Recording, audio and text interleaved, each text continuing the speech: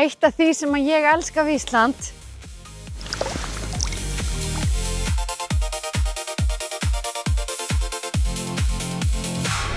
íslenska vatnið. Ekkert betra. Vatn birtist okkur í ám, lækjum, vötnum, út allt land, en það líka falið undir fótum okkar. Hér á Reykjanesinu til dæmis mikið grunnvatn. Það eru hreinlega stórfljót af vatni sem renna til sjávar neðanjarðar án þess að við sjáum þess nokkur merki. Hér á þessu korti má sjá skráð vatnsból, skráða vatnstökustaði á Íslandi, hérna hringinn í kringum landið. Þetta ekki næstum því öll vatnsból, bara þau sem eru skráð, en það gefur ákveðna mynd af því hversu aðgengileg auðlindin á Íslandi. Alltaf hugsa ég heim þegar maður í útlöndum, skrúfa frá krananum og maður finnur að eitthvað öðruvísi. Kannastu við það? Gæði vatns eru gríðarlega ólík eftir löndum og eftir heimshlutum. Í Brussel þá fannst mér vatnið vera hálfstant. Í Boston var hins vegar ákveðið klórbragði. Sömu sögu má segja með Bretland. Vatnið var einhvern veginn bragðlaust í París. Já, tæra vatnið undirstaða fæðuöryggis, heilsu og efnahags okkar á svo marga vegu. Hreint og tært vatn gerir grænmetið okkar miklu ferskara. Prófa þetta. Elsku þetta. Mjólkurafurðirnar okkar eru líka góðar vegna þess að kýrnar svala þorsta sínum á tæru lindarvatninu. Fiskurinn okkar líka ferskari vegna kalda vatnsins en við notum svona klaka til þess að halda honum ferskum á meðan við flytjum hann á markaði. Hreint vatn líka forsenda fyrir öflugu lífriki eins og fyrir laxinn hérna í Elliðaánum.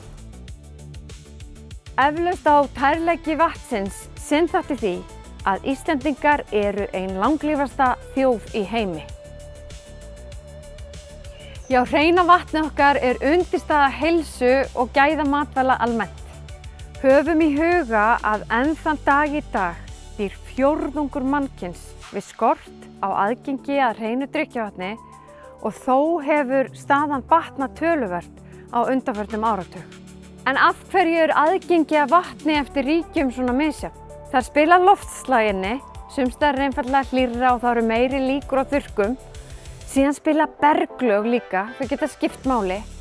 Og svo það sums staðar sem að ágangur manna, mengun vegna iðnaðar eða skortur á innviðum, þessum ósýnilegu pípum og leiðslum sem að ferja vatni til okkar ekki góður eða bara alls ekki til staðar.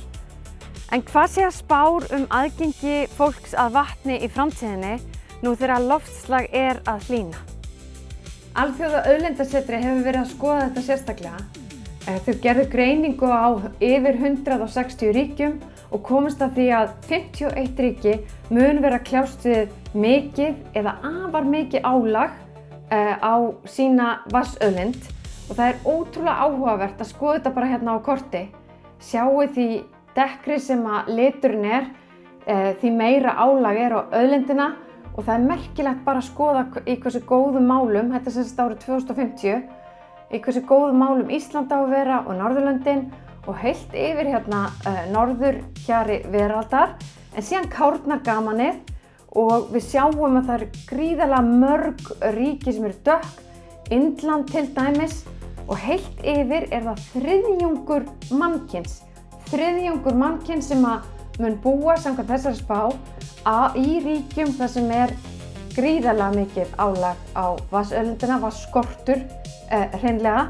Og mér finnst líka áhugavert að horfa bara á Evrópu. Við erum að sjá að það mikið álag á vatnsauðlindina á Spáni, í Portúgal, Ítalíu og svo líka töluvert álag í ríkjum bara eins og Þýskalandi og Frakklandi. Og þetta sýnir okkur aftur hversu mikilvægt það að við eigum þessa verðmætu auðlind hér á landi. Ég vona að þetta stutta vídeó hafi vakið þið til umhugsunar þessi verðmæti sem við eigum í vatnsauðlindinni. Og eigum að passa upp á Ekki fyrir okkur, heldur fyrir framtíðarkynslóðir. Það er kjarni málsins.